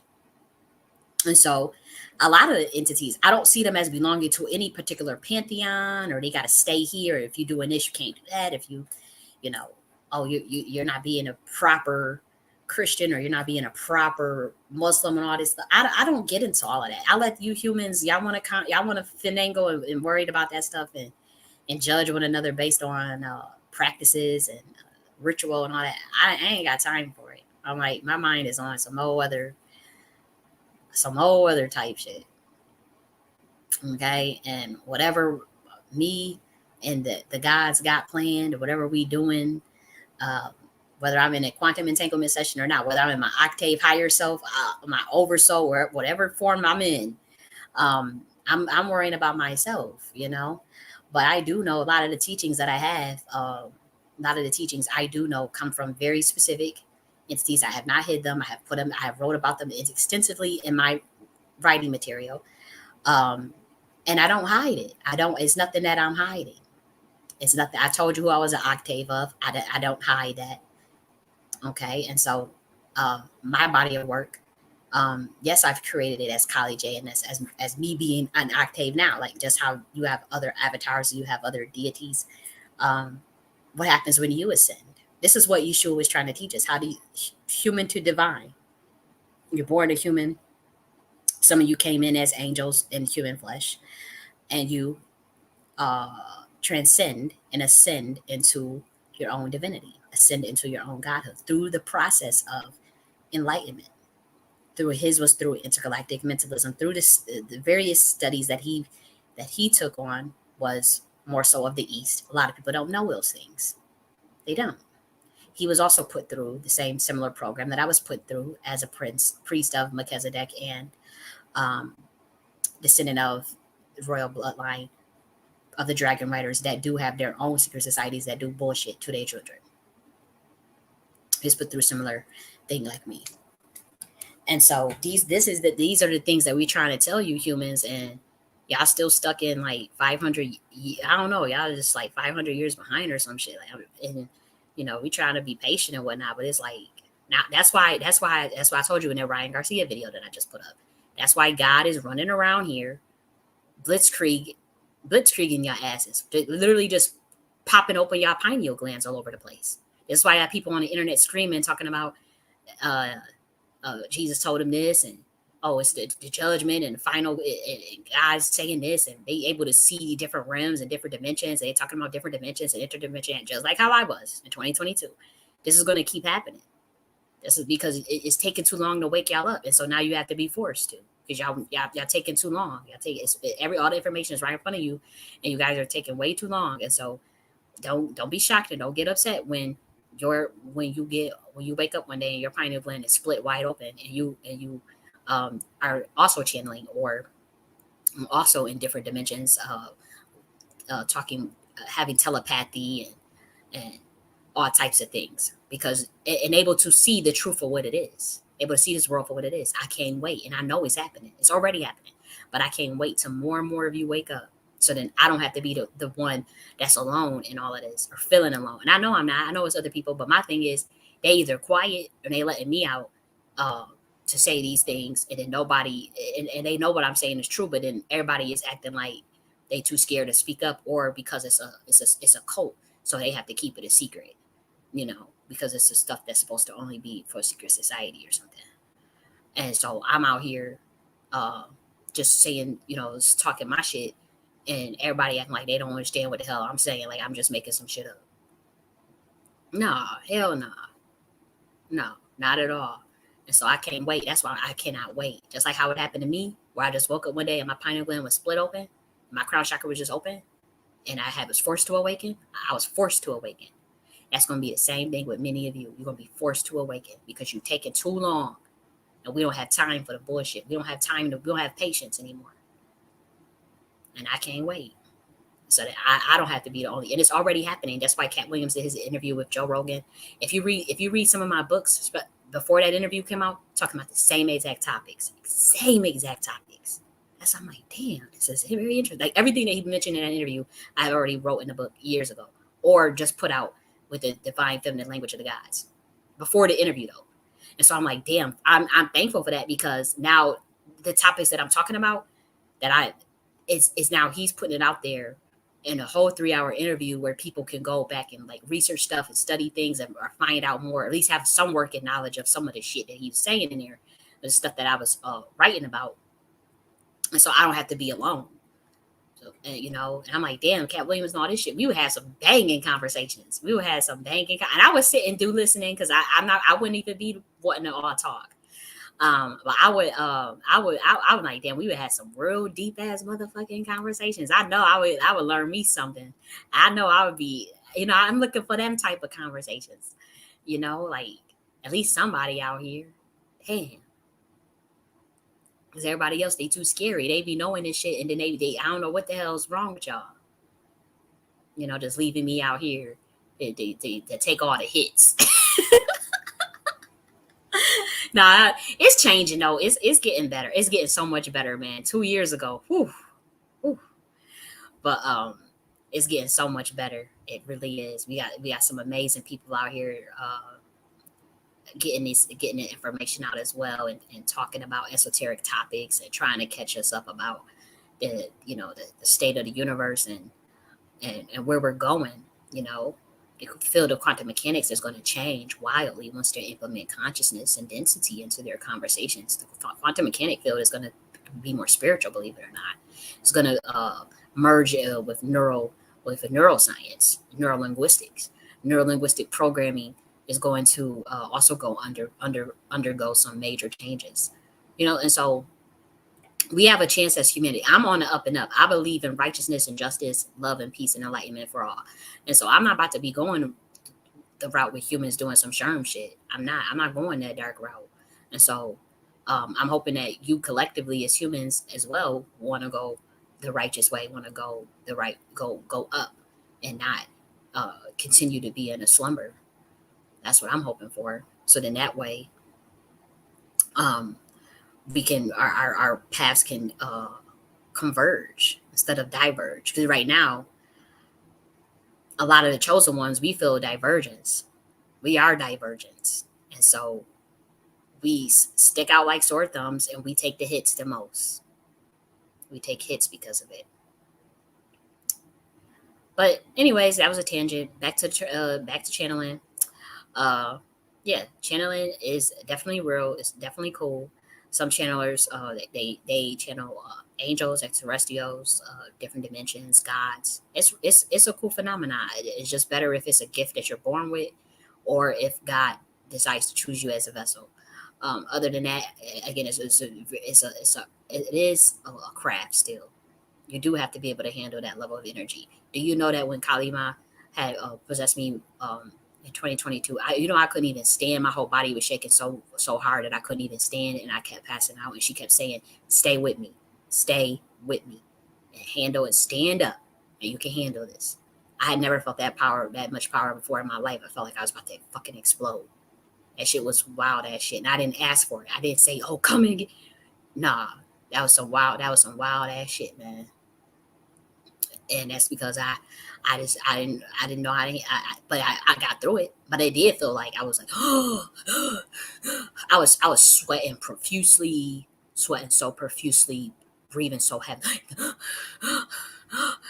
with so much power that a human can't handle. I was able to handle it eventually, but I remember like I couldn't even stand. My whole body was shaking, and I had a video when I recorded it. You can hear it in my voice, and you can feel like it was so much power. But at the same time, I do remember as I was recording that YouTube video in 2022, my whole body was shaking so bad and I could barely stand. It was something else. It was something else, man. And so I would not tell people to just go and grab something and go and try to get done and try to channel something. Hell no, you ain't having me. You ain't gonna blame me for y'all shit for y'all happenings. You won't be telling me. Kylie said that we should go and nope, not over here. I said if it's already in your bloodline and you're already a shaman. I am a shaman. I may be a renegade. I may be a renegade out here, but I'm God's prophet. And so, no, I wouldn't tell nobody to go and go mess with that stuff. Because you can't you mess around, you can end up dying or end up going for the rest of your life. Like you can't especially if it's just some low and tranquil trickster spirit or a demon that don't even like your ass or even like humans. Are you kidding me? No. Mm-mm. Nope. Nope. Nope. Nope. Nope. Nope. Yep. So that's all I gotta say. I got any questions? I know it's only two people here, but I'm gonna put my links if you guys want some spiritual reading. I told you guys that I'll be doing my spiritual readings now, and that's what I'll be doing during my little time. I'm also writing my 19th book. That should be out soon. That book is going. That got some real powerful esoteric information in it, man. That got some real deep stuff, and it's also scholarly. It got some scholarship in there as well. But I have to say that it's some new stuff in there. So I mean, I hope they letting me come out with it because I am throwing. I'm not throwing shots, but I am upset about some of the things that had happened to me, and I know the organization that was behind it, and so I come out with an alternative version that is not about it's not a secret society, but I'm talking about the original form of Atlantean Freemasonry, the original form of monarch mentalism that was taught by the Atlanteans, that was created by women. The Nakti philosophy, Shakti energy, the age of the divine feminine, the original teachings of Yeshua, as usual. And so it's some real shit. It's some real nice. And so I'll be coming out with that soon. They be trying to distract, they be doing those stuff, but it could be worse because they could have deleted that manuscript, anything. So the fact that I'm able to put this shit out, it can't be too cumbersome for the powers that be. I've had worse things happen, so I'm hoping I can get that out and published very soon. The whole manuscript is done. I know they say don't tell people what you're doing and whatnot, but I had put a free version of that up on my Google folder. It's a free version of that book on my Google folder. It's like the first chapter. I think it's like the first chapter or whatnot. But also I talk about some of the new mudras, new rites, new initiation passages, and ways to replenish your electrons at will from the center of the galaxy. And I'm actually start doing some videos where I show you how to do it. But that's gonna be for members. That's not, even though it's not a secret society, it's still a high society. And so I'm not gonna just be willing. Information will be out there. It just doesn't mean you're gonna understand it. Everything is released with the Nakti Queen Mothership order. Everything is released in our order. It's just like you have to put in the work if you want to understand it, if you want to unlock it. But so it's up to you. You work at your own pace. You work at your own pace with the information. Ask questions, seek out knowledge. You don't have to ask me a question. You can ask anybody the questions. But that's the day and age that we are in. You have to put in the work. And so all information is freely available. I don't believe in just willy nilly giving somebody an atomic weapon either. But at the same time, the new age that we're going in the age of the divine feminine, with this knowledge that we have from the galaxy, from the chaos intelligence realm, a lot of it is encrypted, and so it's not secret, but it has codes that got to unlock. And so if you're not at a certain frequency, you won't be able to unlock it anyways. Also, we don't mind we never mind giving y'all information. We just know that this time you won't get a chance to misinterpret it. You won't get a chance to try to conjure or try to see if you can reverse engineer. We got some codes in it where you cannot reverse engineer it. We have codes in the information where when we give you this information, if you're not at a certain vibration, it's not going to work for you. It will work for the people that put in the work. It will work for the people that maintain frequency. And that's where we at about it. We won't care about your race, your ethnicity, your gender, your age, none of that shit.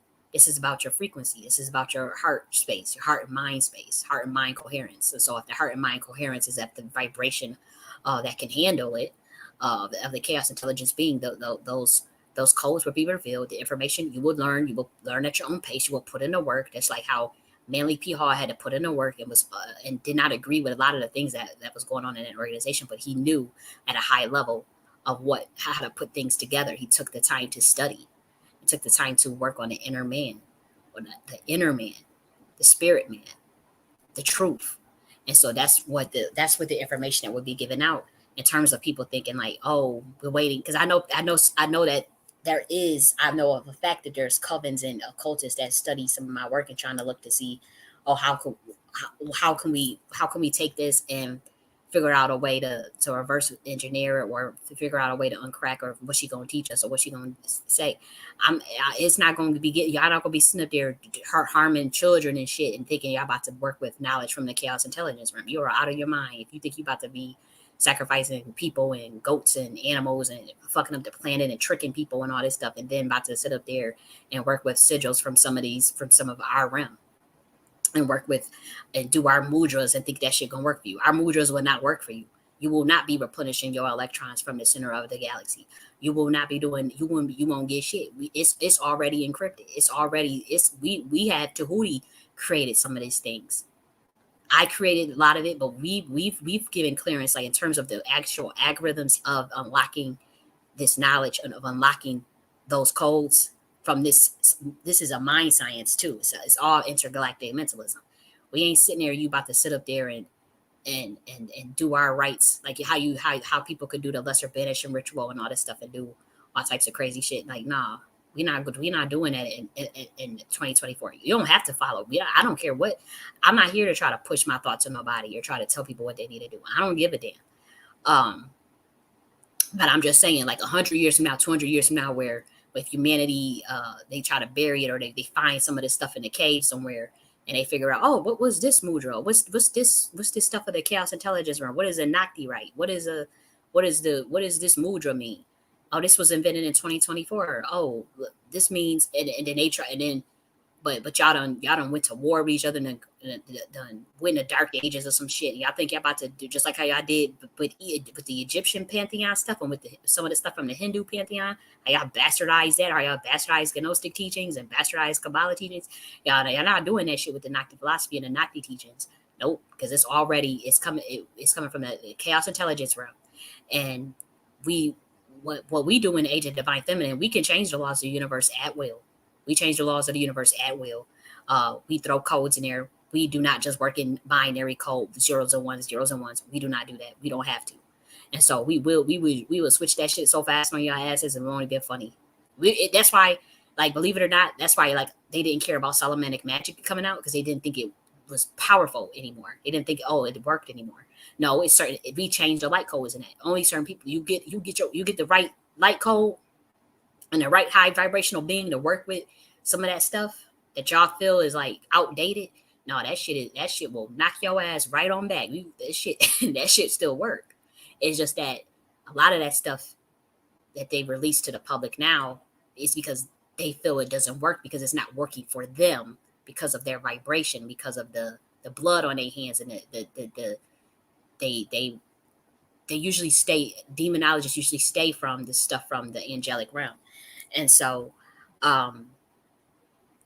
they be thinking that stuff is, oh, that's so outdated, they will give it to the public, they let that shit get out, and you get the right bloodline that's an heir to that shit, like they can literally relate it to the beings that created them damn pinnacles and them damn sigils.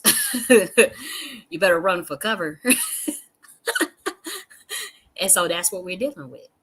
And so it may, if it's not working, it's not so much, oh, that person, this shit will work at a certain vibration, a certain frequency. And it's not a hard one, because a lot of that stuff used to work just on bloodline, and you gotta really be, nah. The chaos intelligence realm information is not based on that. It's just literally based on frequency. And so it doesn't matter what bloodline you come from or what species you are. It doesn't even matter what species you are, because it comes from, this is the pole of creation. So this is the pole that created every species. So we don't give a damn. However, you will not be sitting up there in some sherm shit and thinking you about to come close to that that rim and reach some galactic level, and your ass is sitting up here hurting children and uh hurting women and hurting planet Earth, hurting animals. Like, nah. And deceiving people, and like, no, that's how it is with a lot of these systems. That's not the only one. The Malcolm that sigils that homeboy created, that was channeled to him from God. We've got more information. We're releasing more things out, but you ain't gonna be able to pull what I pulled with the information from Egypt. You're not gonna be able to pull that. We studied the human race. We studied what you did down here, and not just the human race, but the other entities down here. We've studied what y'all was doing, where you go and try to reverse engineer some shit, or you don't understand some shit, and so you go and make up some shit and add some shit in there. And nah, I ain't gonna be doing that. We just turn it off. It's like the key that we could turn off now. Like, just turn it off. Turn it off, make sure it don't work no more. And honestly, that's what's happening now. I remember when the day that all that stuff got shut down. That's why a lot of people's rituals and stuff not working anymore. If they working with certain from a lower level, a lot of that stuff not gonna work no more because it got turned off. And the laws of the universe got changed on in the spiritual realm. Believe it or not, it really did. I was privy to it, and I seen it, and I seen how it was done. Yeah, this is some real shit. It's real. It's a change of guard. I hope you humans realize that. I hope you guys can see that it's never going to be the same again. But it's a good thing, because you can have a heaven state of mind. You have a heaven state of consciousness. You can have a heaven on earth if you really want to. But you have to do the work. It's collectively. But if not, if you see that the rest of the humans are going towards a slaughterhouse, lose the crowd. You create the heaven on earth tribe of one. This my master teacher told me. Create a tribe of one. You got to create a tribe of one. She said this to me for 5 years, and I didn't understand what the fuck she was saying. It finally hit my motherfucking ass in July of 2023. When she said, you got to create a tribe of one, because it's a lot of people out here. And I'm thinking, a tribe of one? It went in one ear and out the other. That's all. It went in one ear and out the other. Because she was telling black women. She's telling these black women, got to create a tribe of one. Create a tribe. Don't be afraid to be a tribe of one. Don't be afraid to be an alchemist. Don't be afraid to transmute. And she said, say this stuff. And I think we used to just listen to it because it sound good, and but now I get that shit. I am a tribe of one now, but I'm also still for humanity. I'm still a master teacher. I'm still here. But I've realized that this planet is very hostile to ascended masters and to teachers. They're very hostile. It's not the planet. It's not planet Earth, obviously.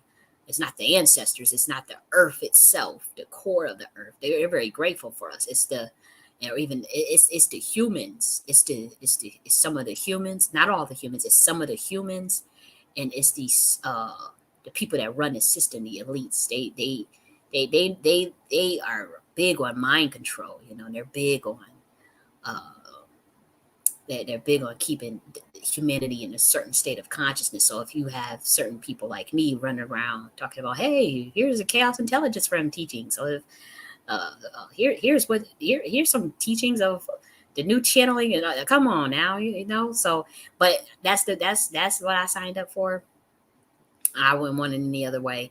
I love teaching. I love giving out information freely. I love um, scholarship and spirituality and philosophy. That's just in my blood. I wouldn't know. I told you the stories when I was 5 years old. I gave you some of my background, and people say, "Well, you talking too much." I ain't have a dossier on me. I'm telling you, I keep telling you, I was in a foster care system since 5 years old. They have a big ass. I saw my big ass file um, on Main in Buffalo, New York. They had I had to get I had to prove my story when I was applying for like scholarships and certain grants and shit to get more money for undergrad when I was in college. I had to prove this shit I was saying. Like my story sound like mad dramatic. Like, okay, you was in like you said your foster mother died a year after she adopted you. You just trying to get more financial aid. You just trying to get more money. You know, they wanted proof of that shit. And I went and got proof that 240 the center they have all the records in Buffalo, New York, right? All these records. I saw my file. That shit was big. And it was all the years of my life. Like a big ass fucking file.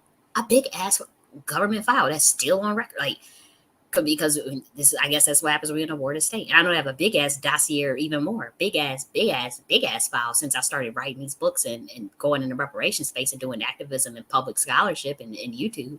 I know the file is even bigger, coming out with military science programs and uh, enterprise architecture for community building and governance. I'm pretty sure the file is even probably 1,000 pages now. Because when I was 18, that shit was big as hell. That shit was big as fuck.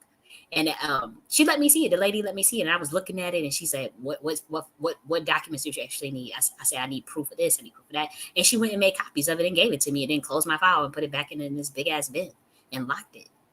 So I guess like I wouldn't and then I've been betrayed by people very, very close to me that gave out all of my information to certain organizations already. So to me, it's like you guys are probably like, well, why are you saying all these stuff on YouTube and you telling all your business on? I'm telling you, when you are on a list, a watch list, uh, whether it be from certain agencies and whatnot, and even certain secret societies, they know every motherfucking thing you're doing, anyways. I know for a fact. And so I don't give a shit. It's nothing. If they were going to do something, y'all would have already did it. My thing is, um, what can what can y'all do with the information I'm telling y'all? That the government don't already have a psychological uh, profile on who I am and what I do and who I and whatnot since I was fucking 5 years old. So I don't understand. Y'all talking about the George Orwell 1984, like, oh, the George Orwellian society is coming. That shit been here since the 90s. Just like y'all talking about the situation with the outages and it's Russia and China. I can't believe y'all still saying that shit about some Russia and China. That is some 20 years old thinking. That is 20 years ago. Yeah, y'all can't possibly believe that to come out your mouth. I could show you a movie. Didn't they put that in a fucking X-Men movie 20 years ago in the 90s about China and Russia hacking us? Come on now. That's what they want you to. I just can't believe it. I'm like, what? We in some whole nother space age type shit, man. This shit, these are interdimensional beings shutting off y'all motherfucking shit. And I told y'all they was gonna do that. I told y'all months ago they was gonna do that. So I don't want to hear it. But if you thinking that's damn China and Russia doing that and what they say, it's a hacker, anonymous hackers. Oh, come on. That is 2010. That is so 2010. Ain't no damn come on.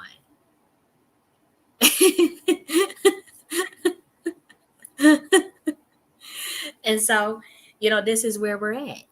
This is where we're at. We try to catch y'all up. Y'all didn't want to listen. Y'all try to say that we were crazy. Y'all let them people crucify us and tell y'all we was crazy. Y'all never spoke up for us, and so now the reckoning is here. It would have been much smoother had y'all just listened to y'all prophets and y'all messengers, and even like with Ryan Garcia, that poor man, that oh man, that baby boy, he trying to scream for the top of the lungs and ring the alarm, and people out here trying to play him. Now they done scared him so much, and now he talking about somebody I ain't gonna talk about nothing else but boxing. You know, and they remember he said they told me they're gonna make a mockery out of me because I talk about Jesus so much, and they gonna, you know, it's horrific. I mean, apparently they might got a contract on his ass, you know, um, he's gonna go through with the fight. It looks like he's gonna shut up and do they bidding into the fight or whatnot. But I know what he went through. You know, I know that feeling. And I know that feeling like you about to die, they're about to kill your ass. I know that feeling. I know he was scared. I know how that feels like. Um, and so I feel for the brother, and I don't think he crazy at all. I don't think so at all.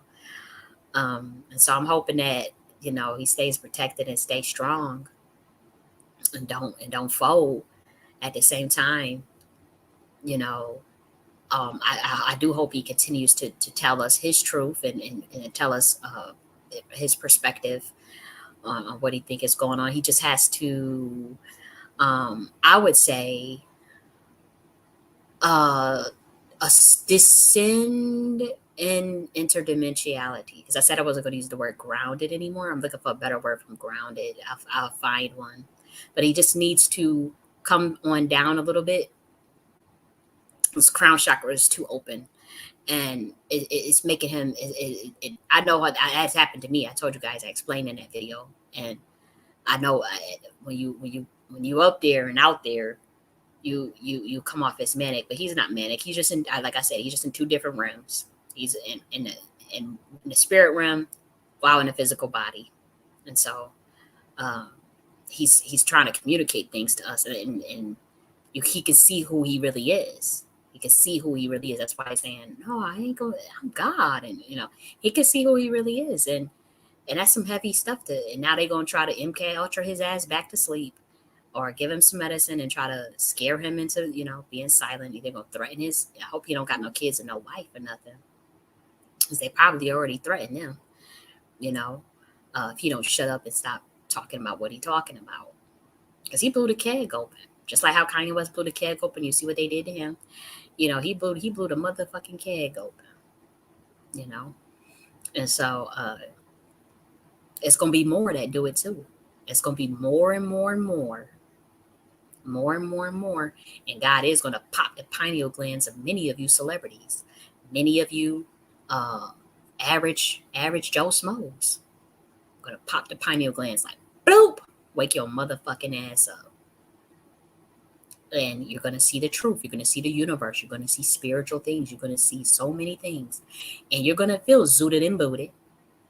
And you're going to be in another world while still in the physical body. And you're going to go online or call your family member or go to work or something and be speaking as a prophet and speaking some real spiritual shit. And it's going to keep happening. And eventually people going to be like, oh, instead of saying you're crazy, oh, they're having a mental breakdown, they're going to be saying, oh, their pineal gland opened up. Oh, their crown chakra popped open. What can we do? That's gonna be the new thing. Watch.